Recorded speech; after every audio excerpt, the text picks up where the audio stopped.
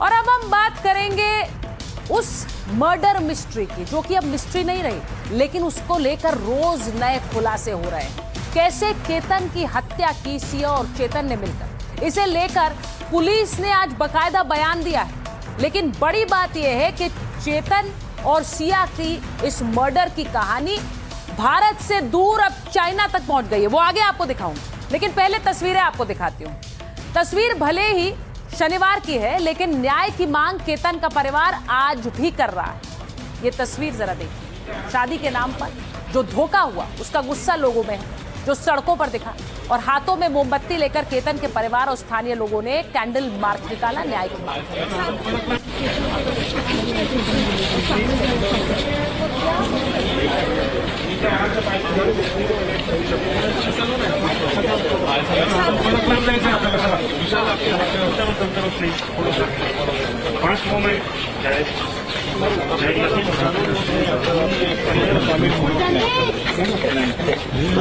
तो एक तरफ न्याय की मांग हो रही है, तो दूसरी तरफ चीन में इस हत्याकांड की चर्चा हो रही। केतन और सिया चीन में वायरल हो रहे हैं। अंतर्राष्ट्रीय मीडिया में यह केस किस तरह से छाया हुआ है, आप ये देखिए कि टेंसेंट न्यूज जैसे प्रमुख चीनी समाचार प्लेटफॉर्म्स भी इस खबर को उठा रहे हैं, दिखा रहे हैं। चीन में इस हत्याकांड की तुलना एक लोकप्रिय थ्रिलर फिल्म से की जा रही है कि देखिए, यह हत्याकांड नहीं है तो एक थ्रिलर की तरह है। कैसे एक मर्डर मिस्ट्री एक थ्रिलर बन गई, इसकी चर्चा चीन में हो रही है और उसी की तस्वीर आपको मैं दिखा रही हूं। केतन हत्याकांड के आरोपी सिया गोयल और चेतन चौधरी की आज पुलिस कस्टडी पूरी होने के बाद उन्हें कोर्ट में पेश किया गया। उसकी तस्वीर अब देखिए। कोर्ट में पुलिस ने दोनों आरोपियों की पुलिस कस्टडी बढ़ाने की मांग करते हुए कई अहम दलीलें पेश कर दी। कोर्ट में पुलिस ने कहा कि आरोपियों के साथ घटनास्थल पर दोबारा सीन रिक्रिएट करना होगा।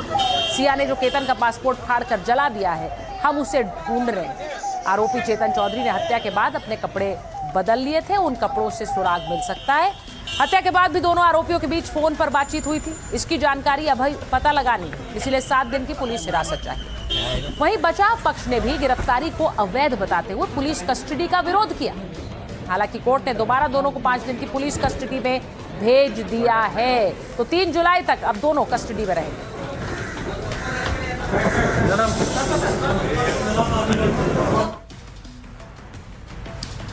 आज आपको बताती हूं कि कैसे सिया और केतन को मारने के लिए गूगल पर क्लास ले रहे थे।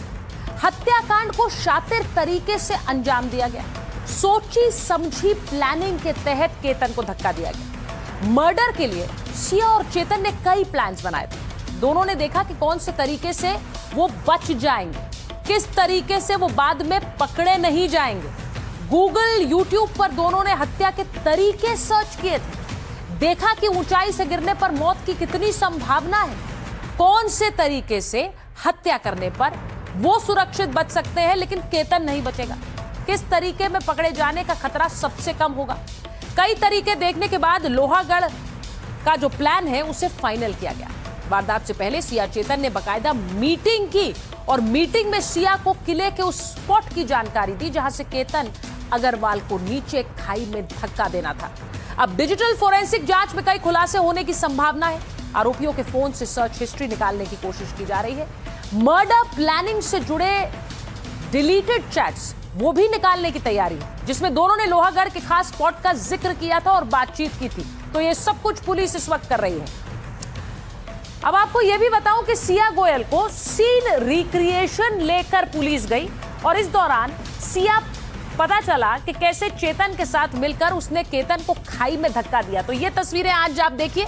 पुलिस ने 28 जून को रिक्रिएशन के लिए लेकर गई और आज एक बार फिर से रिक्रिएशन के लिए लेकर गई है पुलिस।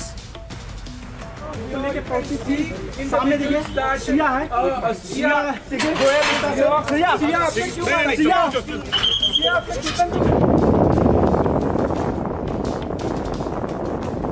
देखिए लोहगढ़ किले के ऊपर जहाँ पे वो घटना हुई थी, उस घटना पे एक डमी सीन क्रिएट करके वहाँ पे एक्यूज को ले जाया गया है।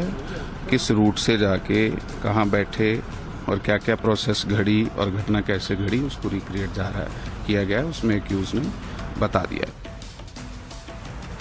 सवाल है कि आखिर चेतन और सिया ने केतन को धक्का कैसे दिया। पूछताछ में सिया ने जो बताया उसके मुताबिक 18 जून को लोहागढ़ किले पर सिया गोयल ने पानी पीने या जूते का फीता बांधने के बहाने बैठकर चेतन चौधरी को इशारा दिया। इसी के बाद पीछे चल रहे चेतन ने केतन को खाई में धक्का दे दिया। पुलिस का कहना है कि केतन गिरते वक्त सिया को पकड़ न सके, इसीलिए वो बैठ गई थी। तो ये सब जानकारी पुलिस अब इंटेरोगेशन के बाद दे रही है और बार बार सिया के वकील कह रहे हैं कि जो कुछ भी पूछताछ में सामने आए उसे मान्य नहीं माना जाएगा कोर्ट में। अब ये जो आप तस्वीर देख रहे हैं, कैसे इन दोनों ने मर्डर की रिहर्सल की, पुलिस की जांच में हैरान करने वाले खुलासे सामने आए। सिया चेतन ने अपराधियों की तरह हत्या की, हत्या करने से लेकर पुलिस से बचने का प्लान बनाया। मर्डर से पहले दोनों ने की थी क्राइम रिहर्सल, मतलब दोनों ने पहले मर्डर करने की प्रैक्टिस की ताकि मर्डर करते वक्त दोनों से कोई गलती ना हो जाए। मर्डर को शातिराना तरीके से अंजाम देना चाहते थे ये दोनों, और केस की कड़ियां जोड़ने के दौरान ये खुलासा हुआ। मई में ही मर्डर की अंतिम रूपरेखा तैयार की गई थी, बाद में कई हफ्तों तक मर्डर की रिहर्सल करती गई।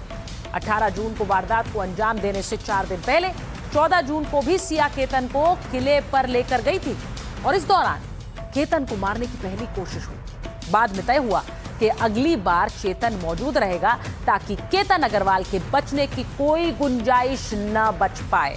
तो ये पूरी प्लानिंग और मर्डर का रिहर्सल कई बार पहले किया जा चुका था। अब आपको एक और तस्वीर दिखा देती हूं।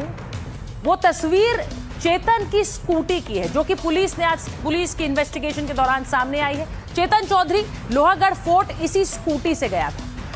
टोल रिकॉर्ड से बचने के लिए कार छोड़कर स्कूटर से किला पहुंचा था चेतन, जिससे पता चलता है कि केतन की हत्या सोची समझी साजिश के तहत की गई। आरोपी चेतन चौधरी ने टोल प्लाजा के इलेक्ट्रॉनिक रिकॉर्ड्स और सीसीटीवी ट्रैकिंग से बचने के लिए कार की जगह स्कूटर से 90 किलोमीटर दूर लोहागढ़ किले तक का सफर तय किया। इस वारदात को अंजाम देने के बाद चेतन पुलिस को चकमा देने के लिए उसी स्कूटर से वापस पुणे भी लौट आया।